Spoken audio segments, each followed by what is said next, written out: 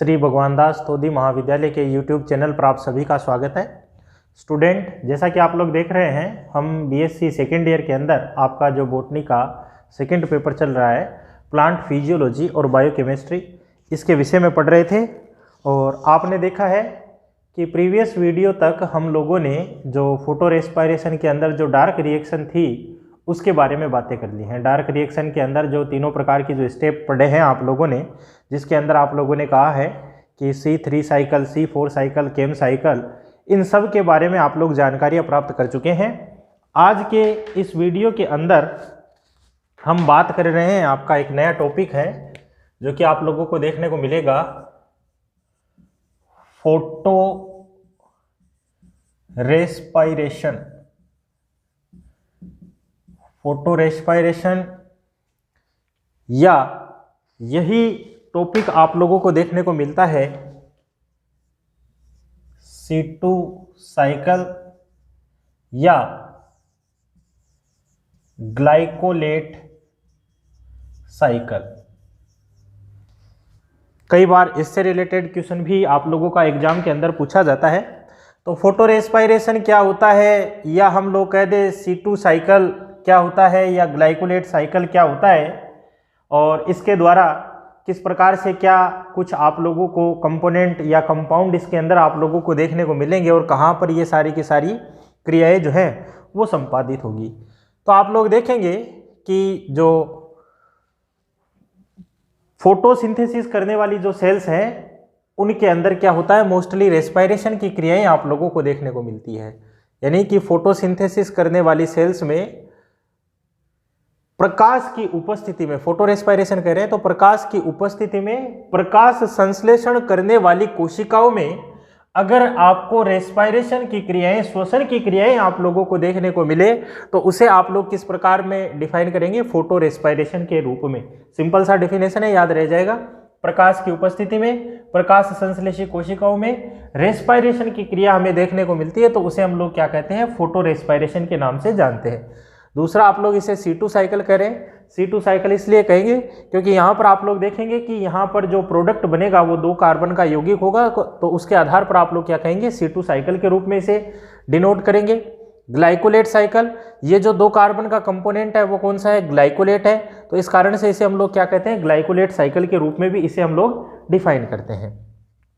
अब आप लोग देखेंगे कि ये जो फोटो रेस्पायरेशन होता है ये मोस्टली O2 की अधिकता, यानी कि ऑक्सीजन की हाई जो कंसंट्रेशन होगी, ऑक्सीजन की हाई कंसंट्रेशन, CO2 की लो कंसंट्रेशन और हाई टेम्परेचर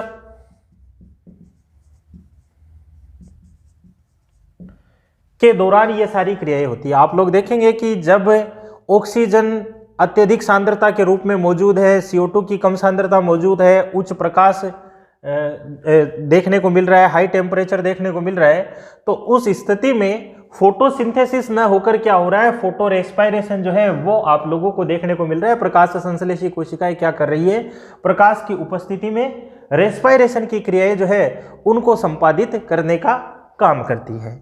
दूसरा, आप लोग देखेंगे कि ये जो फोटो रेस्पायरेशन है इसकी खोज किसके द्वारा की गई है, तो आप लोग देखेंगे कि इसकी खोज जो है वो किसने की थी, कोर्टकोव ने इसकी खोज की है। यहीं पर एक साइंटिस्ट और आपको देखने को मिलेंगे जिसे आप लोग कहते हैं डेकर। इन्होंने क्या किया है, C2 साइकिल का जो कंप्लीट स्टडी है उसकी रिपोर्ट जो है वो किसके द्वारा पेश की गई है, डेकर के द्वारा। तो खोज किसके द्वारा किया गया है, C2 साइकिल का कोर्टकोव के द्वारा। डेकर के द्वारा क्या हुआ है, इसकी पूरी जो C2 साइकिल है उसकी प्रोसेस की रिपोर्टिंग जो है वो की गई है। आप लोग देखेंगे कि जो C2 साइकिल जो होता है ये मोस्टली मीजोफिटिक जो प्लांट होते हैं, समोद्भिद पादप, उनके अंदर आप लोगों को देखने को मिलता है। अब ये कौन से प्लांट होते हैं, तो आप लोग देखेंगे कि चावल है, गेहूं है, इनके अंदर ये आप लोगों को देखने को मिलता है। तो सारा का सारा आप लोगों ने देखा कि फोटो रेस्पायरेशन क्या है, उसकी डेफिनेशन देख ली, किस रूपों में ये आप लोगों को देखने को मिलता है वो देख लिया। दूसरी बात सबसे ज़्यादा इंपॉर्टेंट, ऑक्सीजन की हायर कंसंट्रेशन आप लोगों को देखने को मिल रही है, उस कंडीशन में फोटो रेस्पायरेशन होता है। और यहाँ पर CO2 की कंसंट्रेशन जो है हमें वो कम देखने को मिलती है, टेम्परेचर जो है वो भी आप लोगों को हाई देखने को मिलेगा। एक बात और आप लोगों को ध्यान में रखनी है कि फोटो रेस्पायरेशन की क्रिया जो होती है वो 3 सेल ऑर्गन के अंदर संयुक्त रूप से होती है। ये 3 सेल ऑर्गन कौन से हैं तो आप लोगों को ध्यान में रखना है, क्लोरोप्लास्ट, पेरोक्सिसोम और माइटोकॉन्ड्रिया। इन तीनों सेल ऑर्गन के अंदर संयुक्त रूप से आप लोगों को क्या देखने को मिलेगा, फोटो रेस्पायरेशन या C2 साइकिल या ग्लाइकोलेट साइकिल जो है वो आप लोगों को देखने को मिलता है। अभी आपने कहा कि यहाँ पर ऑक्सीजन की हायर कंसंट्रेशन जो है वो आप लोगों को देखने को मिलती है, तो आप लोग देखेंगे कि इस साइकिल के अंदर RUBP जिसे हम लोग बोलते हैं राइबिलोज बिसफॉस्फेट, आप लोगों का पहले भी आप लोगों ने पढ़ा था। ये मोस्टली आपने देखा कि C3 साइकिल के अंदर CO2 को ग्रहण करता है, लेकिन यहाँ पर इस कंडीशन में क्या है, CO2 की सांद्रता कम है, ऑक्सीजन की सांद्रता ज़्यादा है, तो ये क्या काम करेगा, ऑक्सीजन को ग्रहण करेगा और ऑक्सीजन को ग्रहण कर कर ये क्या करवाएगा, C2 साइकिल या ग्लाइकोलेट साइकिल जो है उसको रोटेट करवाएगा। किस प्रकार से होगा हम बात करते हैं।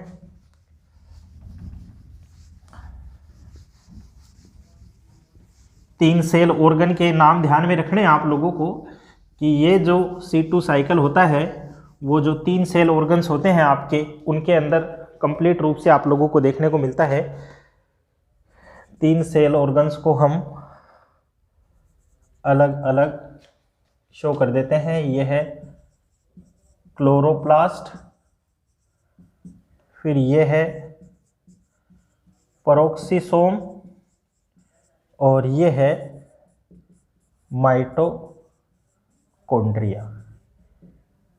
तीनों सेल ऑर्गन जो है वो आप लोगों को देखने को मिल रहे हैं। शुरुआत कहाँ से होगी आप लोग देखेंगे, RUBP जो कि क्या काम करती है, O2 को ग्रहण करती है। अब ये O2 को ग्रहण करके 2 कंपाउंड बनाती है, कौन से, phospho glycolate plus phospho glycerate, जिसमें आप लोगों को पता है कि फोस्फोग्लिसरेट PGA के रूप में आप डिफाइन करते हैं। 3 कार्बन का कंपाउंड होता है, ये 2 कार्बन का कंपाउंड है और ये कितना 5 कार्बन का कंपाउंड के रूप में आप लोगों को देखने को मिलता है। अब आप लोग देखेंगे कि इस फोस्फोग्लाइकोलेट जो है इसमें से क्या निकल जाएगा, फॉस्फेट निकल जाएगा, H3PO4 जो है वो रिलीज हो गया। क्या बच गया, ग्लाइकोलेट जो है वो बच गया। ये ग्लाइकोलेट कहां पर इंटर कर गया, पेरोक्सिसोम के अंदर, यहां आ गया ग्लाइकोलेट। और ये ग्लाइकोलेट किस में चेंज हो जाएगा तो आप लोग देखेंगे ग्लाइकोलेट ग्लाइऑक्जिलेट में चेंज हो जाता है। इस ग्लाइऑक्जिलेट में NH2 इंटर करती है और क्या बना देती है, ग्लाइसिन बना देती है। फिर आप लोग देखेंगे कि ये ग्लाइसिन कहाँ इंटर कर जाती है, माइटोकॉन्ड्रिया के अंदर। ग्लाइसिन जो कि एक प्रकार की आपकी अमीनो एसिड होती है। ये जो ग्लाइसिन है ये ग्लाइसिन चेंज हो जाती है आपका प्रोडक्ट सीरीन, जो कि ये भी एक प्रकार का अमीनो एसिड है। और यहाँ पर आप लोग देखेंगे NH3 रिलीज होता है और CO2 जो होती है वो रिलीज होती है। और साथ में आप लोग देखते हैं कि यहाँ पर NAD से NADH का फॉर्मेशन होता है। फिर आप लोग देखेंगे ये जो सीरीन है अंदर की तरफ इंटर करती है और सीरीन से क्या बन जाता है, हाइड्रोक्सी पाइरुवेट। सीरीन से क्या बन रहा है, हाइड्रोक्सी पाइरुवेट। और आप लोग देखेंगे हाइड्रोक्सी पाइरुवेट से क्या बनेगा,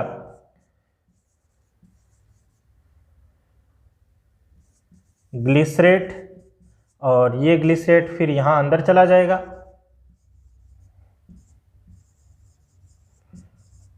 और क्या बना देगा, फोस्फोग्लिसरेट। और ये फोस्फोग्लिसरेट आप लोग देखेंगे कि यहाँ इसके अंदर चेंज हो जाएगा। इसी क्रिया में आप लोग देखेंगे कि फोस्फोग्लिसरेट जब आरयूबीपी में चेंज हो रहा है तो इस क्रिया के दौरान एटीपी एडीपी में कन्वर्ट हो जाती है। साथ ही आप लोग देखेंगे कि हाइड्रोक्सी पाइरुवेट जब ग्लिसरेट के अंदर चेंज हो रहा है तो यहाँ पर क्या होता है, जो आपने NADH बनाई है वो NADH यूज की जाती है और क्या बना देती है, NAD जो है वो बनाने का काम कर देती है। तो ये सारा का सारा आप लोगों को किसके रूप में देखने को मिलता है। एक बात और ध्यान में रखनी है कि ग्लाइसिन के 2 मॉलिक्यूल्स जो हैं उनके द्वारा सीरीन का मॉलिक्यूल जो है वो बनाया जाता है। तो ये पूरा का पूरा आपको C2 साइकिल के अंदर आप लोगों को देखने, C2 साइकिल या ग्लाइकोलेट साइकिल या आप लोग कह दें फोटो रेस्पायरेशन के अंदर आप लोगों को देखने को मिलेगा। एक बार डिफाइन कर देते हैं। आपने कहा कि जो फोटो रेस्पायरेशन C2 साइकिल या ग्लाइकोलेट साइकिल है ये 3 प्रकार के सेल ऑर्गन में संयुक्त रूप से होता है। क्लोरोप्लास्ट के अंदर होता है, पेरोक्सिसोम के अंदर होता है और माइटोकॉन्ड्रिया के अंदर होता है। तो आपने कहा कि क्लोरोप्लास्ट के अंदर क्या होगा, हमने पहले ही बात कर ली है कि यहाँ पर ऑक्सीजन की सांद्रता अधिक देखने को मिलती है। तो प्रकाश की उपस्थिति में प्रकाश संश्लेषी कोशिकाएं क्या करती है, फोटो रेस्पायरेशन का काम करती है। ये O2 आरयूबीपी के द्वारा ग्रहण किया जाता है जो कि 5 कार्बन का यौगिक है, ये बना देता है फोस्फोग्लाइकोलेट और फोस्फोग्लिसरेट। 2 कार्बन का ये है और 3 कार्बन का ये है। दोनों के 2-2 मॉलिक्यूल्स बन जाते हैं। 2 मॉलिक्यूल इसके बनेंगे तो ये पूरे के पूरे आप लोग देख रहे हैं 2-2 मॉलिक्यूल के रूप में आपको सर्कुलेट देखने को मिल रहे हैं। ये फोस्फोग्लाइकोलेट जो है इसमें से आप लोग देखेंगे कि फॉस्फेट निकल जाती है तो क्या बच गया, ग्लाइकोलेट बच गया। ये ग्लाइकोलेट क्लोरोप्लास्ट से कहाँ आ गया, पेरोक्सिसोम के अंदर आ गया। और इस पेरोक्सिसोम के अंदर ये ग्लाइकोलेट से किस में चेंज हो गया, ग्लाइऑक्जिलेट के अंदर चेंज हो जाता है। इस ग्लाइऑक्जिलेट में NH2 इंटर करती है तो क्या बना देती है, ग्लाइसिन, जो कि एक प्रकार का अमीनो एसिड है। ये जो अमीनो एसिड बना ये पेरोक्सिसोम से निकलकर कहाँ आ गया, माइटोकॉन्ड्रिया के अंदर ग्लाइसिन आ गई। और ये माइटोकॉन्ड्रिया के अंदर जो ग्लाइसिन है इसके 2 मॉलिक्यूल से आप लोग देख रहे हैं दूसरे प्रकार का अमीनो एसिड सीरीन बन रहा है, जहां पर NH3 रिलीज होती है, CO2 रिलीज होती है और NAD किस में कन्वर्ट हो जाती है, NADH में कन्वर्ट हो जाती है। ये सीरीन यहां से निकलकर पेरोक्सिसोम के अंदर इंटर करती है और क्या बनाती है, हाइड्रोक्सी पाइरुवेट को बनाती है। और ये हाइड्रोक्सी पाइरुवेट क्या बना देता है, ग्लिसरेट को बना देता है। इस क्रिया में जो NADH आपने बनाई थी वो यूज की जाएगी, क्या बनाया जाएगा, NAD जो है वो बनाया जाएगा। फिर ग्लिसरेट यहाँ से निकला, कहाँ गया, क्लोरोप्लास्ट के अंदर गया और क्लोरोप्लास्ट के अंदर ये किस में चेंज हो जाएगा, फोस्फोग्लिसरेट PGA के अंदर चेंज हो जाएगा या फोस्फोग्लिसरिक एसिड भी आप बोल सकते हैं, उसके अंदर चेंज हो जाता है। ये फोस्फोग्लिसरिक एसिड किस में चेंज हो जाता है, RUBP राइबुलोज बिसफॉस्फेट के अंदर चेंज हो जाता है। किसकी उपस्थिति में, ATP की उपस्थिति में चेंज हो जाता है। तो ये सारा का सारा आप लोगों को क्या देखने को मिलता है, फोटो रेस्पायरेशन C2 साइकिल या ग्लाइकोलेट साइकिल के रूप में आप लोगों को देखने को मिलता है। क्लियर है, यहाँ तक का मैटर जो है आपका वो कंप्लीट हो जाता है। अब इसके बाद में इसके अंदर आपका एक टॉपिक बचा हुआ है जिसमें आप लोग देखेंगे कि फैक्टर्स अफेक्टिंग फोटोसिंथेसिस, प्रकाश संश्लेषण को प्रभावित करने वाले कारक कौन कौन से होते हैं उसके बारे में आप लोगों को देखने को मिलेगा। इसको मिटा देते हैं, स्क्रीनशॉट वगैरह ले लीजिएगा आप लोग। ये फोटो रेस्पायरेशन का टॉपिक आपका कंप्लीट, या C2 साइकिल, ग्लाइकोलेट साइकिल क्यों कह रहे थे, क्योंकि ग्लाइकोलेट बन रहा है। ये सारा का सारा इससे आप लोगों को रोटेशन जो है वो देखने को मिल रहा है, इस आधार पर इसको क्या कह रहे थे, ग्लाइकोलेट साइकिल। तो ये तो अपना फोटो रेस्पायरेशन का जो टॉपिक था वो कंप्लीट हो जाता है। और अब बात कर रहे हैं हम प्रकाश संश्लेषण को प्रभावित करने वाले कारकों के बारे में, फैक्टर्स अफेक्टिंग फोटोसिंथेसिस। तो प्रकाश संश्लेषण को जो प्रभावित करने वाले कारक हैं इन्हें आप 2 कैटेगरी में डिवाइड करते हैं। एक तो आप लोग देखेंगे कि हम बात करेंगे एक्सटर्नल फैक्टर, और एक्सटर्नल फैक्टर के अंदर आप लोग देखेंगे कि इसके अंदर किस किस चीज़ को शामिल किया जाता है। तो आप लोग देखेंगे कि एक्सटर्नल फैक्टर के अंदर हम किससे शामिल करते हैं, एक तो लाइट को, फिर आप कहेंगे प्रकाश को कर रहे हैं, प्रकाश की तीव्रता को, लाइट की जो इंटेंसिटी है उसे शामिल कर रहे हैं, लाइट का जो प्रकाश अवधि जिसे हम लोग बोलते हैं प्रकाश अवधि, और इसी के साथ आप लोग देखेंगे प्रकाश की तरंग दैर्ध्य या हम लोग बोलते हैं वेवलेंथ जो है उसको शामिल करेंगे। और इसके साथ में आप लोग देखेंगे CO2, O2, टेम्परेचर और वाटर। ये तो क्या है, सारे के सारे एक्सटर्नल फैक्टर के रूप में आप लोगों को देखने को मिलेंगे। इसी तरह से हम बात करें आपके इंटरनल फैक्टर की, तो इंटरनल फैक्टर के अंदर आप लोग देखेंगे कि इंटरनल फैक्टर की कैटेगरी में हम लोग शामिल करते हैं, आप लोगों को देखने को मिलेगा एक तो क्लोरोफिल कंटेंट, एक आप लोग को देखने को मिलेगा प्रोटोप्लाज्म, एक आप लोगों को देखने को मिलेगा फोटोसिंथेटिक पिगमेंट। ये सारे के सारे आप लोगों को देखने को मिलते हैं। अब इनकी एक एक की हम लोग बात करते हैं कि ये किस प्रकार से प्रकाश संश्लेषण को प्रभावित करेंगे। सबसे पहले हम लाइट की बात करें कि प्रकाश जो है वो प्रकाश संश्लेषण को किस प्रकार से प्रभावित करता है। तो आप लोग देखते हैं कि पत्ती के ऊपर प्रकाश जो है वो किरणों के रूप में गिरता है, करीब 80 से 85% किरणें जो है वो अवशोषित की जाती है और शेष सभी किरणें जो होती हैं वो परावर्तित हो जाती है। अब ये 80 से 85% जो किरणें जो कि अवशोषित की जा रही थी पत्ती के द्वारा, इनमें से आप लोग देखेंगे कि 0.5 से 3.5% किरणें ही जो है वो फोटोसिंथेसिस को करने का काम करती है, बाकी का जो प्रकाश होता है वो उष्मा के रूप में नष्ट हो जाता है। तो ये सारा का सारा लाइट जो है वो रेट ऑफ फोटोसिंथेसिस को प्रभावित करने का काम करती है।